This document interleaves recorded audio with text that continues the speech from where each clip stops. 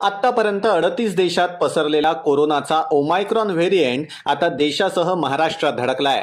Delta व्हेरिएंटचा स्फोट आणि त्यानंतर झालेली पडझड पाहता ठाकरे सरकार कोणतीही रिस्क घ्यायच्या तयारीत नाही. ठाकरे सरकारनं गेल्या आठवड्यात निर्बंध कडक केले, पण तरीही गर्दी काही कमी होत नाहीये. त्यामुळेच ठाकरे सरकार हे निर्बंध आणखी कडक करण्याच्या तयारीत आहे. राज्यात पुन्हा लॉकडाऊन किंवा नाईट कर्फ्यूही लागू शकतो का, हेही आपल्याला पाहायचंय. पण त्याआधी पाहूयात जे निर्बंध कडक करण्यात आलेत ते नेमके कोणते आहेत. थिएटर, लग्नाचे हॉल, मॉल्स या ठिकाणी क्षमतेच्या 50% लोकांनाच उपस्थित राहता येईल. मास्क घातलेला नसेल तर 500 रुपये दंड.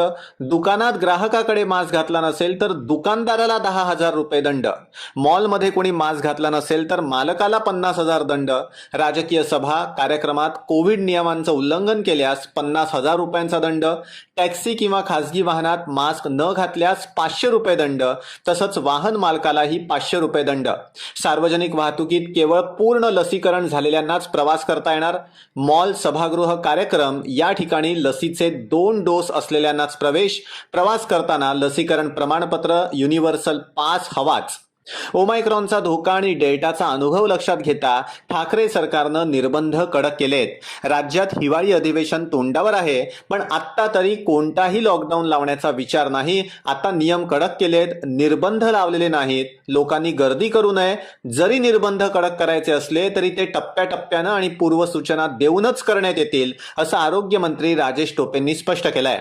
आता हे झालं राज्याचं, पण तरीही चिंता वाढवणारी बातमी आहेच. कारण IIT कानपूरचे प्रोफेसर मनिंद्र अग्रवाल यांनी तिसऱ्या लाटेचा इशारा दिलाय.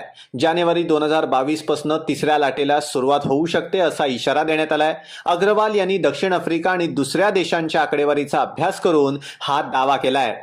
ओमायक्रॉन व्हेरिएंट हा डेल्टापेक्षा दुप्पट वेगानं पसरतोय. निर्बंध कमी केले तरच त्याचा प्रसार कमी होऊ शकतो. जागतिक आरोग्य संघटनेनंही ओमायक्रॉनला चिंताजनक श्रेणीत टाकलंय. त्यामुळे हाच व्हेरिएंट तिसऱ्या लाटेला कारणीभूत ठरू शकतो. फेब्रुवारीच्या पहिल्या आठवड्यापर्यंत तिसऱ्या लाटेची रुग्णसंख्या पीकवर जाऊ शकते, असा दावा मनिंद्र अग्रवाल यांनी केलाय. आतापर्यंत 38 देशात ओमायक्रॉन व्हेरिएंट सापडलेला आहे. मात्र या 38 देशांमध्ये आतापर्यंत एकाही मृत्यू ची नोंद झालेली नाही. तरी या व्हेरिएंटच्या तीव्रतेविषयी अजूनही संभ्रम आहे. अजूनही संशोधन सुरू आहे. तरी आपण सगळ्यांनी काळजी घेण्याची आणि कोरोनाचे नियम पाळण्याची गरज आहे. अन्यथा लॉकडाऊनचा धोका कायम आहे.